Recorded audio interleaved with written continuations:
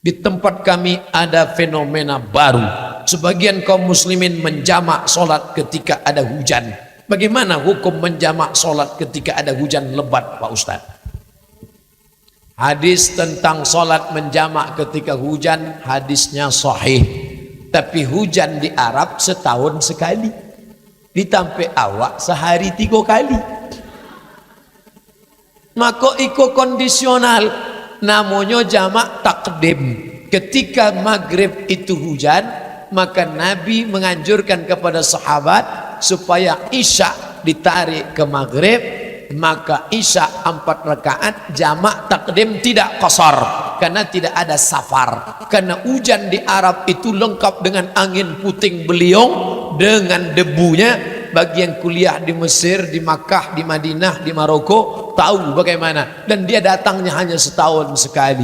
Adapun kalau hadis ini dibawa ke tampe awak, maka indah akan pernah solat tamam, karena akan jamak-jamak terus. Maka apakah Buya Hamka tidak tahu masalah ini? Tahu. Apakah Syekh Abdul Malik Karim Amrullah? Tahu. Apakah Inyak Jahu, Inyak Candong tidak tahu? Tahu. Kenapa menjadi fenomena baru sekarang? Akibat dari membaca hadis tidak berguru. Imam Bukhari dapat dari siapa?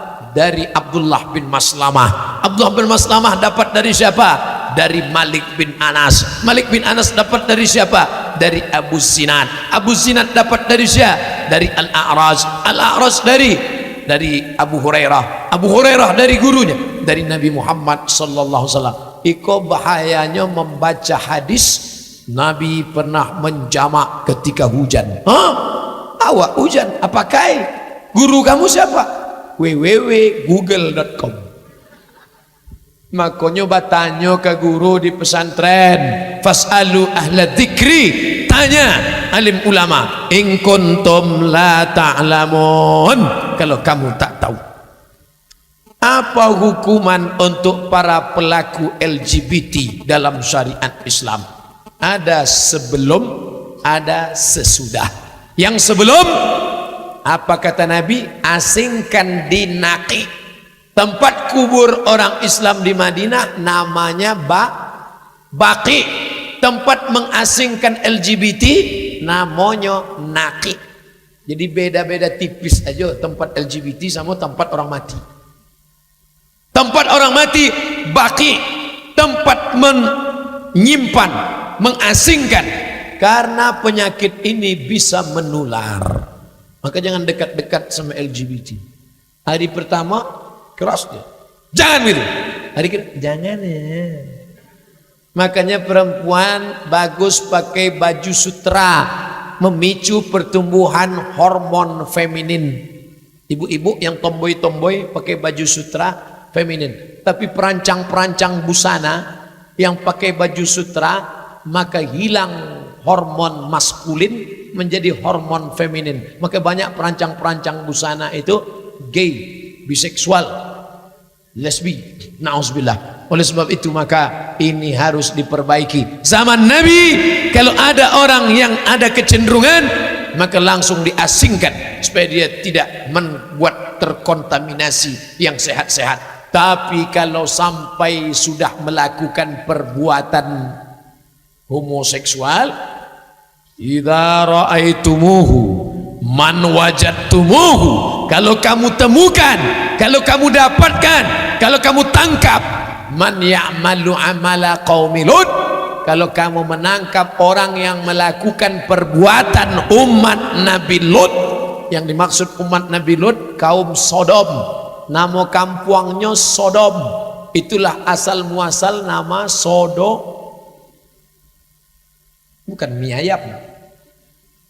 Man wajadtumuhu ya'malu amala qaumi Lut, kalau kamu tangkap orang melakukan perbuatan kaum Nabi Lut, faqtulul fa'il wal maf'ul, maka lah orang yang melakukannya. Jadi hukumannya hukuman mati, na'udzubillah. Oleh sebab itu kita jaga anak cucu, anak kemanakan umat kita, termasuklah tabligh akbar ini. Salah satu tujuannya untuk amar ma'ruf nahi mungkar. La ta'murun nabil ma'ruf, ajak mereka sholat. ajak mereka pakai jilbab, ajak mereka ke masjid. Wala tanhauna 'anil munkar, selamatkan dari LGBT, selamatkan dari khamar, selamatkan dari selamatkan dari seks bebas. Kalau itu tidak kamu lakukan, a'udzubillah, la yab'atsallahu 'alaikum iqaban, diturunkan Allah hukuman. Ketika hukuman itu datang, kamu pun berdoa beramai-ramai, ya Allah, angkat musibah ini ya Allah. Fala yustajabu lakum, maka Allah tak akan mengabulkan doa-doa kamu. Na'udzubillah. Apa hukuman? Apakah benar jika anak perempuan keluar rumah tanpa menutup aurat, sama saja ia telah menyeret ayahnya ke neraka? Anak perempuan yang keluar rumah tidak pakai jilbab, pakai baju you can see, you kamu can bisa see melihat, you can see kamu bisa melihat ketiak anak saya. Nama ayahnya Dayus. Siapa namanya? Day, bukan G. Kalau Gayus itu yang makan pajak tuh. D, Dayus. La yadkhulul jannah, tak masuk surga Dayus. Walaupun haji ke Makkah, walaupun umrah setahun 2 kali, walaupun infak sedekahnya banyak, la yadkhulul jannata Dayus, tak masuk surga Dayus. Siapa Dayus itu ya Rasulullah? Alladzi la yagharu ala maharimihi, orang yang tidak ada rasa cemburu kepada mahramnya. Ke masjid rajin, infak sedekah rajin, ke Makkah bolak-balik. Anak gadis dibawa anak lajang yang tak mahram, santai saja. Pak Haji, anak Pak Haji dibawa orang, ambulah ikhlas. Bini Pak Haji pakai baju tidak menutup aurat, ambo ko tawakal, ambo serahkan saya pada Allah. Ku Haji bongak. Kita akan dituntut di hadapan Allah. Kullukum ra'in, setiap kalian wahai laki-laki adalah kepala rumah tangga. Wa kullukum mas'ulun ar ra'iyatih, kalian akan dituntut, diminta tanggung jawab di hadapan Allah Subhanahu wa taala. Selangkah lagi kau mau masuk ke dalam surga, tapi kalau tidak kau suruh anak binimu menutup aurat, maka selangkah juga kakimu akan ditarik ke dalam neraka. Ya ayyuhalladzina amanu, hai para suami, hai para laki-laki, ku anfusakum, jaga dirimu, wa ahlikum, istrimu, anak gadismu, adik perempuanmu, naro, dari api neraka jahanam. Kau Ustaz Somad kau ceramah di Payakumbuh bukan main berapi-api. Yang jangan anak pedusinya ndak pakai jilbab. Anak ambo surang sematowayang, namanya Mizyan Hazik Abdillah, laki-laki. Dan jangan adiaknya ndak lebih jilbab. Ambo anak patamo, anak adik ambo surang, namanya Jamaluddin, laki-laki juga.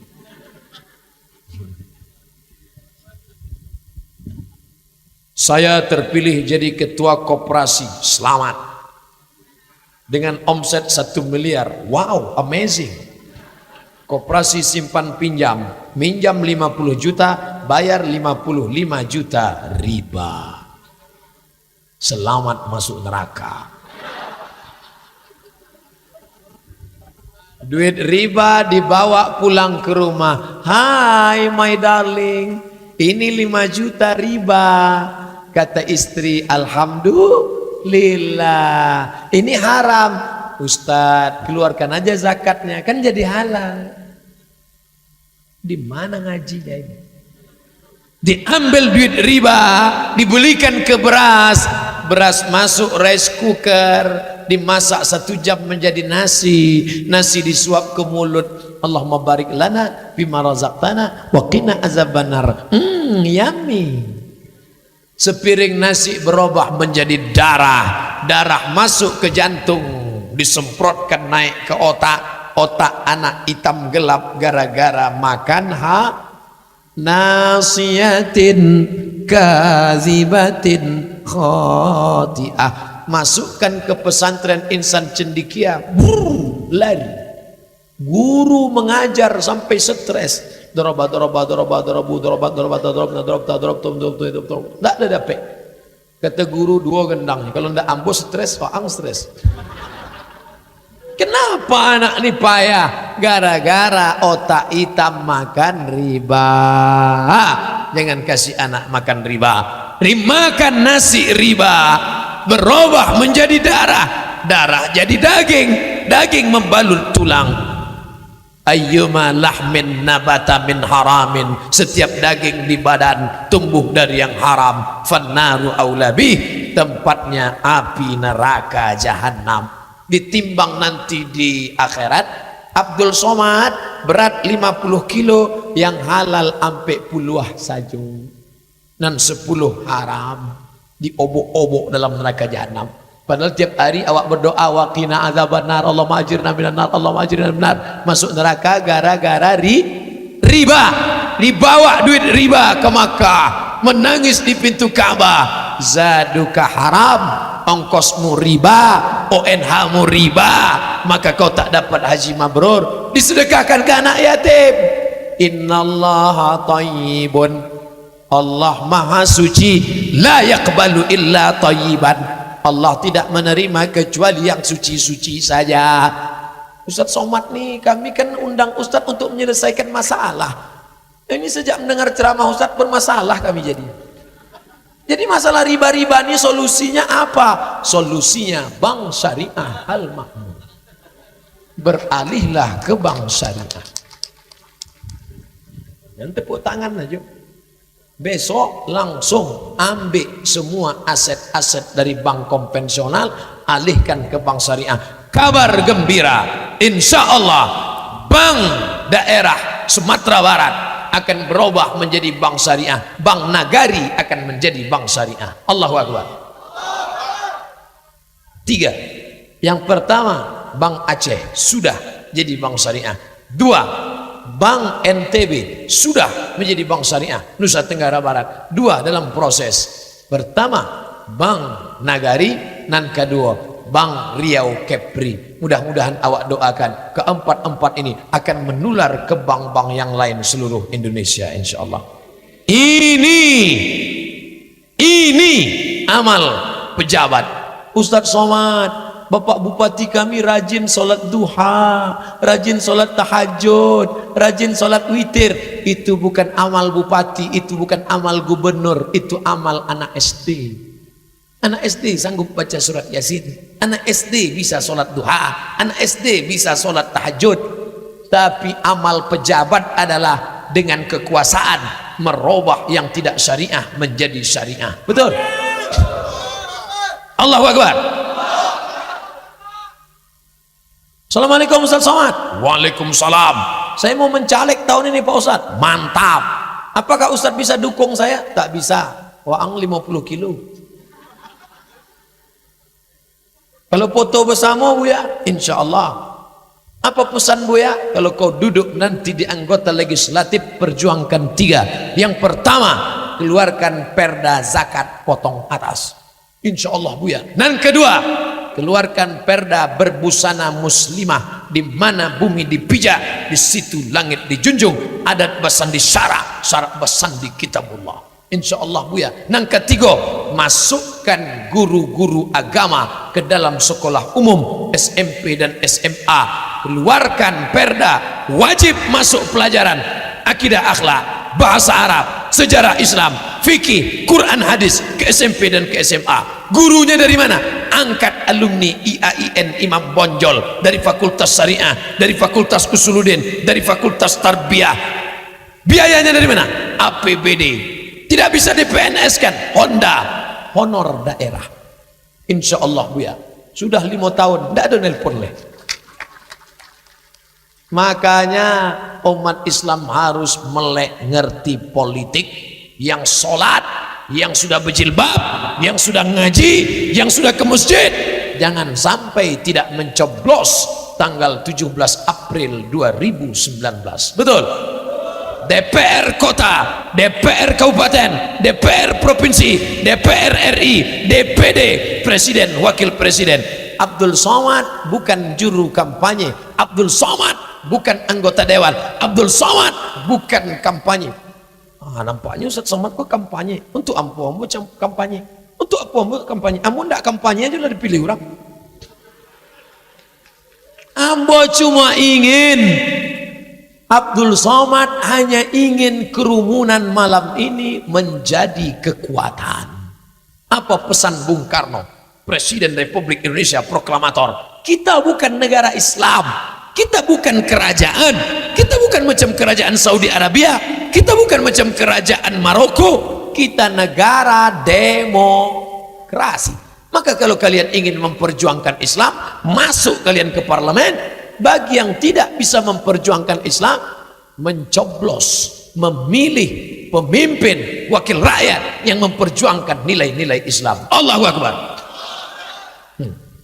Itu kutipan apa itu? Hah? Duit untuk bantuan ke masjid. Duit bapak yang di dompet itu, yang di ATM tinggal. Ada orang mati bawa kartu ATM. Duit yang masuk ke plastik itu yang akan kekal abadi. Masuk kan? Masuk kan? Tapi waktu digoncang berbunyi uang kerincing. Masuk kan? Apa ibu yang dimuliakan Allah Subhanahu wa ta'ala? Apa akibatnya jika seorang muslim enggak membayar hutang, Pak Ustadz? Ayat yang paling panjang dalam Al-Quran, surat Al-Baqarah 282, ayat tentang hutang. Nanti di akhirat akan kau cari dia di padang mahsyar, sedang di padang panjang payah besu. Apa boleh di padang mahsyar? Maka bayarlah panci yang belum balik-balikkan, celana lejeng yang dipinjam patang bayar, yang punya hutang piutang bayar. Kalau dia tidak sanggup bayar, yang paling bagus, kadang awak menolong orang susah zaman kini, bantua menolong anjing terjepit, inyo lapeh di giginya pulau. Oleh sebab itu kadang Ustadz, awaklah membayar pinjaman buya, waktu menagihnya banyak puluh ongkos bensin awak daripada pitinan ditagih. Maka yang paling bagus kalau 2-3 kali dia tidak bayar, ampun ndak lo bisa. Wa anta saddaqu khairul lakum, sedekahkan saja lebih baik. Bisa bayar apa tidak? Tidak bisa. Ambillah, mau sedekah. Pikir dulu pendapatan, sesal kemudian tiada berguna. Buat baik berpada-pada, berbuat buruk jangan sekali. Oleh sebab itu maka yang ada punya hutang, bayarlah. Pisang emas bawa berlayar, masak sebiji dalam peti, hutang emas dapat dibayar, hutang budi dibawa mati. Saya terutang budi kepada masyarakat Payakumbuh. Siapa yang menghidupkan listrik sehingga bisa kita tabligh akbar? Siapa yang memasang tenda? Siapa yang merekam acara ini? Ini tak dapat dibayar, tapi hutang-hutang duit segera bayar. Silap salah saya selama tausiah ini, minta maaf. Lebih baik minta maaf di sini daripada kita minta maaf mencari dia di akhirat. Maukah bapak, ibu, nenek, mama, orang Sumando, hadirin hadirat memaafkan segala silap salah saya? Lah, selesai. Tapi hutang tidak selesai. Tengok, pandang bagaimana kemarin waktu jamaah mau pergi ke Makkah. Bagaimana jamaah waktu mau pergi ke Makkah minta maaf, undang bapak ibu besok makan di rumah, pak tamu agihnya makan. Setelah makan minum, setelah minum makan buah. Setelah itu baru kata sambutan dari calon jamaah haji. Bapak ibu tetangga, serabat RT RW, hadirin hadirat, muslimin muslimat sekalian, maukah memaafkan silap saya selama ini? Tentu orang yang lah diagih makan mau. Tapi hutang piutang jangan sampai tidak dibayar. Yang jatuh tempo segera dibayar. Apa benar Rasulullah tidak mau menyolatkan orang yang meninggalkan hutang? Betul. Nabi ketika diberitahu si fulan meninggal tapi hutangnya banyak, Nabi tidak menyolatkannya, tapi sahabat tetap disuruh solat. Nabi tak mau menyolatkan, tapi sahabat menyolatkan. Apa maknanya? Az-zajar, teguran bahwa orang yang tidak membayar hutang tidak didoakan Nabi Muhammad SAW. Tapi fardu kifayah tetap tidak gugur. 3. Jelaskan apa itu Islam Nusantara, Pak Ustaz. Oh, mudah saya. Tulis di YouTube Islam Nusantara, Ustadz Jel Fatullah. Ustadz Jel Fatullah dari bumi Minangkabau. Kami masyarakat Minangkabau tidak perlu kepada Islam Nusantara. Alah, nonton videonya. Ambo kalau ditanya orang tentang Islam Nusantara, ambo share itu Ustadz Jel Fatullah. kakak kelas ambo waktu di Al-Azhar Kairo. Jelas. Ustadz Gus Rizal Gazahar, Ketua Majelis Ulama Indonesia Sumatera Barat, jelas fatwanya dari MUI Sumatera Barat, jelas. Tapi ambo selalu menjelaskan Islam di Nusantara. Tidak ada beda Islam di Nusantara dengan Islam di Makkah, Islam di Maroko. Sama-sama la ilaha illallah Muhammadur Rasulullah. Tapi kita Islam di Nusantara, ada ulama-ulama yang luar biasa. Orang Nusantara asli dari bumi Minangkabau, Nusantara, tapi bisa menjadi imam di Masjidil Haram, Syekh Ahmad Khatib Al-Minangkabau. Bangga kita. Jadi kalau nanti ada UIN, Imam Bonjol mau membuat jurusan, bagus, jurusan Islam di Nusantara, lalu dibuatkan di situ ulama-ulama Minangkabau yang pernah menjadi ulama internasional, maka akan lahirlah biografi imam-imam ulama-ulama Minangkabau, Syekh Ahmad Khatib Al-Minangkabawi, Syekh Sulaiman Ar-Rasuli, Inyak Jaho, Syekh Musa Parabek, Syekh Buya Haji Abdul Malik Karim Amrullah, Buya siapa yang memperjuangkan pernah menjadi Perdana Menteri, pernah menjadi Sekjen Dunia, Ikatan Masjid Dunia, itulah dia yang juga membangun rumah sakit Islam, dikumpulkan duit kotak-kotak masjid menjadi rumah sakit, Yayasan Rumah Sakit Islam YARSI. Ini perjuangan yang luar biasa. Maka insya Allah kalau dipahami dengan benar, Islam di Nusantara. Begitu kata Kiai Haji Hashim Muzadi almarhum dan Profesor Dr. Ali Mustafa Yaakob almarhum, Imam Masjid Istiqlal. Yang betul kata beliau, Islam di Nusantara. Ustaz, di tempat kami banyak masjid yang di depannya ada kuburan. Ada orang mengatakan tak boleh sholat di masjid yang di depannya ada kuburan. Kami mohon penjelasan. Kau masjid, di depan masjid ada kuburan. Bedakan antara tiga. Pertama, sholat menghadap kubur. Dua, sholat di masjid di depannya ada kubur. Tiga, meratakan kubur lalu dibangun masjid di atasnya. Nah, ini jangan samakan antara tiga. Karena Nabi mengatakan la'anallahu al-yahud wan nasara. Allah melaknat Yahudi dan Nasrani. Allah melaknat Yahudi. Kenapa? Ittakhadhu qubur anbiya'ihim masajid. Mereka merubah kubur menjadi ini kubur Abdul Somad. Ini kubur Abdul Somad. Diratakannya dengan ekskavator, traktor, lalu dibangun masjid di atas. Masjid As-Somadiyah. Haram sholat di situ. Kenapa? Karena di bawahnya ada kubur, menyembah kubur. Adapun sholat di masjid yang di depannya ada kubur, maka tidak apa-apa. Begitu kata Mufti Mesir Syekh Ali Jum'ah dalam kitab berjudul Al-Bayan Lima Yushghilul Adhan. Sudah ambo terjemahkan potongan-potongannya dalam satu buku berjudul 37 Masalah Populer. Ado ambo bahas tentang sholat di masjid yang ada kubur. Yang tak boleh itu adalah menjadikan kubur orang soleh, dibangun masjid di atasnya, menyembah dia.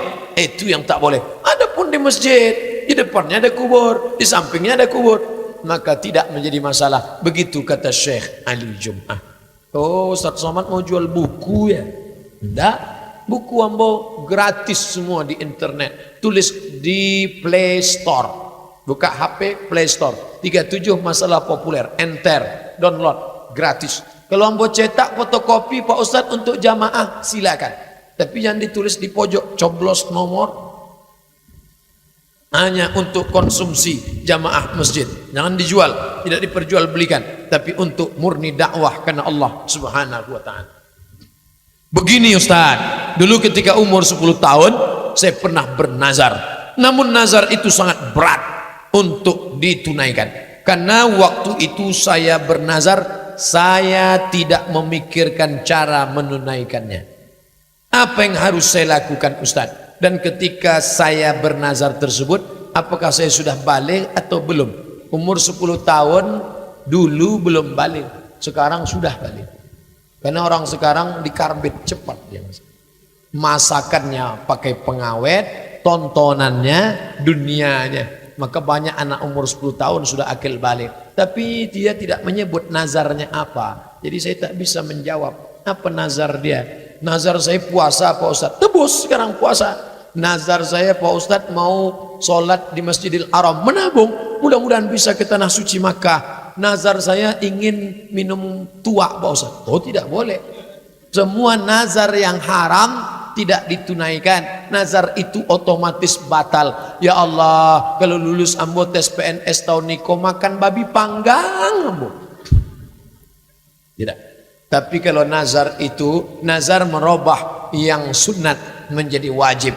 Kalau anak ambo lulus PNS tahun niko ambo berkurban ya Allah. Tapi kalau tidak lulus seumur hidup ambo tidak akan berkurban. Ini orang bakhil, ini orang pelit. Dia beribadah hanya karena ada pancingan. Kita beribadah ini mukhlisina lahud din. Tapi tentang nazar dalam Islam disyariatkan. Buka surat Ali Imran. Inni nazartu laka ma fi batni muharrara. Imran punya istri, nama istrinya Hanna. Siapa namanya? Hanna. Imran punya istri namanya Hanna. Hanna lama tak punya anak. Lalu dia bernazar, Rabbi inni nazartu laka ma fi batni muharrara. Ya Allah, aku bernazar kalau anakku ini lahir nanti jadi penjaga Baitul Maqdis. Ditakdirkan Allah, rahimnya pun punya anak. Imran punya istri Hanna. Hanna mengandung anak, itulah anak perempuan lahir bernama Maryam. Maryam melahirkan anak laki-laki bernama Hanna, punya suami Imran, punya anak Maryam, punya cucu Isa. Surat itu disebut dengan surat Ali Imran, keluarga Imran. Itu tentang nazar. Baik ibu-ibu yang bernazar, ya Allah kalau anak ini nanti lahir ganteng, maka aku undang anak yatim piatu datang ke Buya. Buya, saya ingin anak saya ganteng, apa saya baca Buya?